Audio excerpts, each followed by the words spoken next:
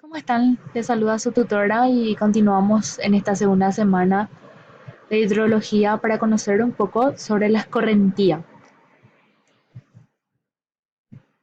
¿Qué es agua de escorrentía? El agua de escorrentía son las aguas de la lluvia, las aguas pluviales, o puede ser también nieve derretida, que después de caer, esto tienen que fluir por las calles, por los techos del edificio, de las casas, de un sitio prolongado, etcétera.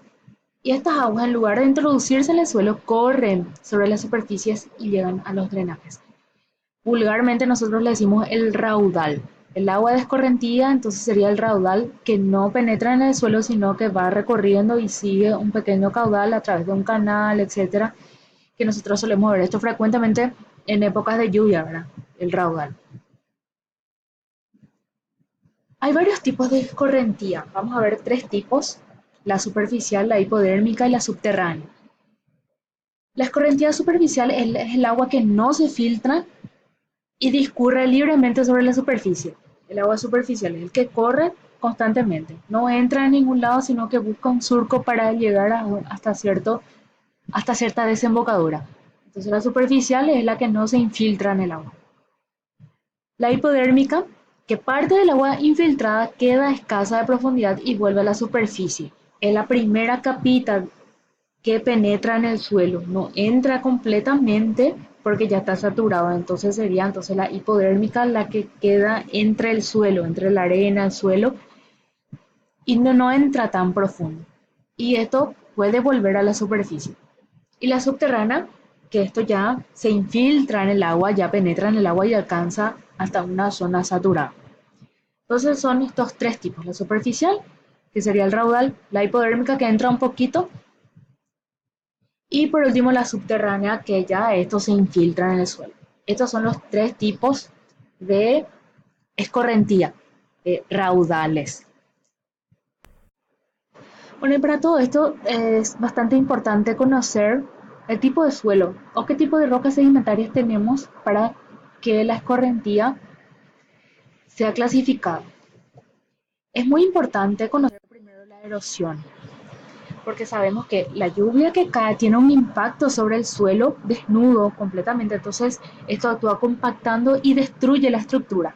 Entonces hace saltar las partículas hasta cierta altura. Esa famosa gota cuando la lluvia cae con mucha fuerza, entonces están las gotitas, que esto hace que el suelo salte hacia arriba, tenga una cierta alturita, y estos son arrastrados por el flujo de agua. Esto es comúnmente llamado la erosión. Esto puede ocurrir en una zona libre de vegetación, y si tiene vegetación, la erosión de repente se puede sostener un poquito más gracias a la vegetación, pero si el suelo está desnudo, ya entonces estas partículas de agua que hace que el suelo se eleve un poquito ya son arrastrados con el flujo de agua. Entonces la erosión influye muchísimo en la escorrentía. El transporte y la sedimentación también influye, porque sabemos que el raudal hace que se transporten los sedimentos que están dentro del agua, o sea, dentro de la superficie. Y esto hace que sean depositados en diferentes lugares. A mayor tamaño, la distancia de transporte será menor. ¿Por qué? Porque es mucho más pesado. Las partículas más pequeñas son las que van a viajar a mayor distancia, y las que son de mayor tamaño entonces van a quedar a una distancia menor. Otros aspectos también que se deben tener en cuenta en la escorrentía: la relación entre la lluvia y el suelo. Ya va a depender entonces de la cantidad de lluvia que tengamos, de qué tan intenso sea la lluvia y del tamaño de la gota también. Entonces esto hace que se formen los diferentes tipos de escorrentía. En cuanto al suelo, la morfología: si el suelo es arcilloso, si es arenoso; el relieve, si hay una altura, una bajada, si hay una red hidrográfica, si es que busca un surco; en cuanto a la geología, que tiene que ver entre el tipo de rocas que exista y la vegetación también. Entonces todo esto influye en el momento de clasificar la escorrentía. El proceso de cómo va sucediendo todo esto: primero que nada, el agua se va a discurrir por la superficie del terreno sin encauzar. O sea, se va a caer nomás la lluvia sobre el suelo sin ningún inconveniente. Luego ya van a formar pequeños cursos más estables para tener un curso único. Es decir, eh, ¿cómo vamos a decirlo? Una línea que va siguiendo el agua, que esto tiene que ir a un canal de desagüe en donde se va a evacuar el agua recogida. Siempre va a ir al lugar de acuerdo al relieve. Si hay una mayor altura, el agua va a caer hacia abajo. Bueno, y de acuerdo a la distancia que va recorriendo, esto va a perder velocidad. Y entonces con el traspaso de este recorrido va a abandonar los materiales que llevó. O sea, puede ser piedras, basura, que es lo que más tenemos, y va a formar un depósito. Entonces, cuando calma la lluvia, vemos todos los sedimentos que quedó, el resto de lo que había en la superficie. Y especialmente de la basura, lo que encontramos. Bueno, pasando a las correntías de los tipos de raudales, vamos a conocer un poco lo que es un hidrograma. Un hidrograma sería una representación gráfica de un caudal, de una corriente. Sería como un mapa del caudal de agua.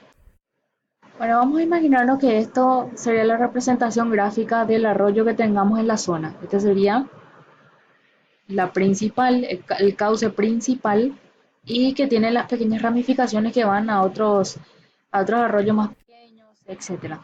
Entonces se tiene que delimitar esta superficie. Este sería el caudal principal, las ramificaciones, y este sería la zona que incluye ese cauce.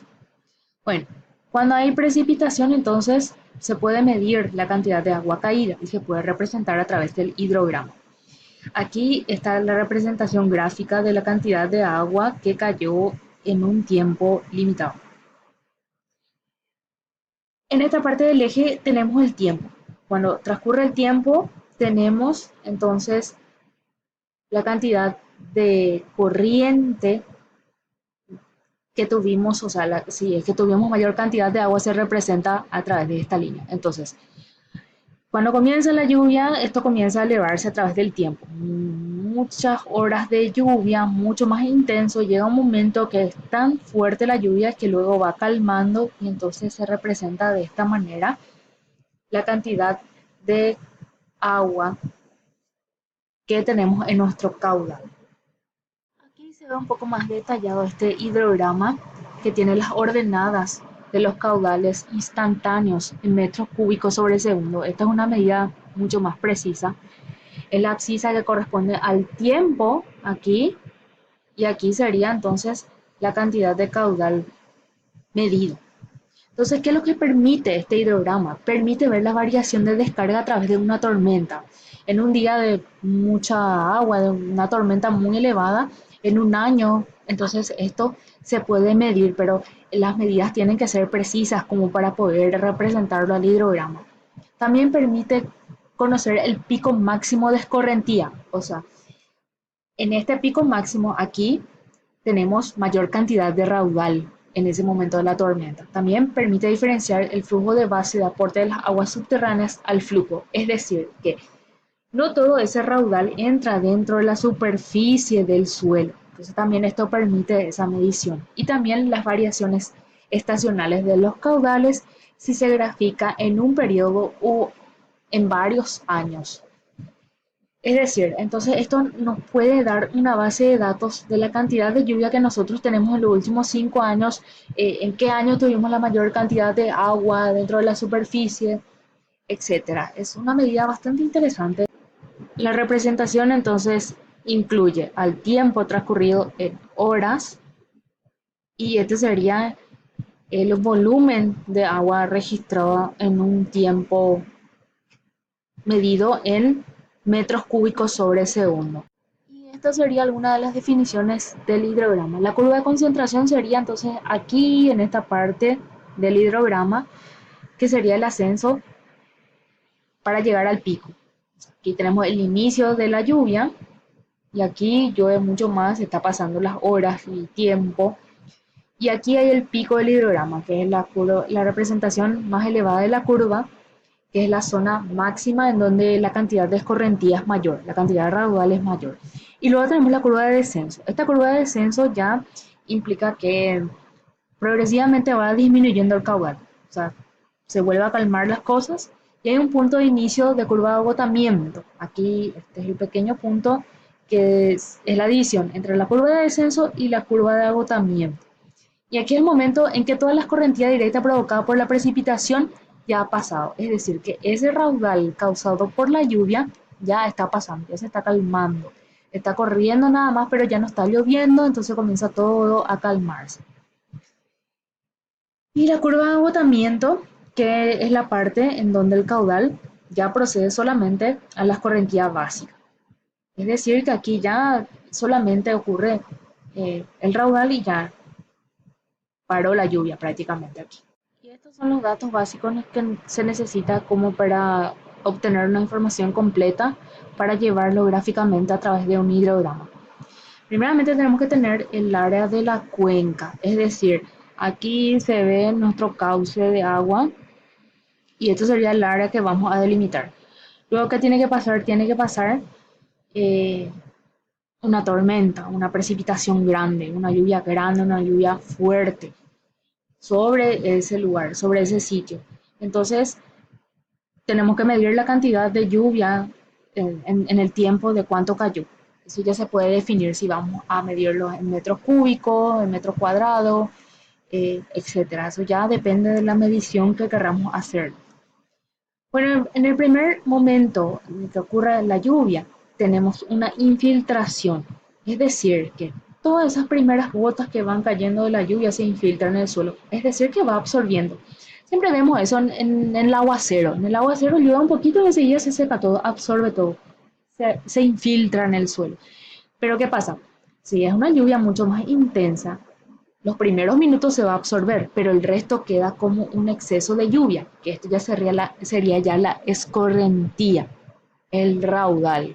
Entonces, en parte entra en el suelo y por otro lado queda como exceso. Y representarlo, entonces, a través del tiempo, la cantidad de volumen caída. Bueno, entonces, a tener en cuenta que tenemos que tener el área de la cuenca en el caso de una cuenca de un arroyo y también tenemos que saber la profundidad de la lluvia para la cuenca. También tenemos que medir todo eso, pero si es que nosotros superficialmente queremos medir, lo podemos hacer a través de un envase. Entonces, es un poco complejo esta medición que podemos llevar a la práctica también en algún momento, pero tenemos que ver si es que tenemos acceso para poder hacer esto. Aparentemente es fácil, pero es un poco complicado esta medición. Pero lo importante es saber que tenemos que delimitar el lugar que querramos medir. Tiene que llover, medir ese tiempo y tenemos que eh, pautar de cómo vamos a medirlo. Si va a ser en metros cúbicos por segundo, metros cuadrados por minuto, etcétera. Pero lo importante, para la redundancia, ¿verdad? Que los primeros tiempos de la lluvia, los primeros instantes, se infiltra en el suelo y luego ya hay un exceso de la escorrentía.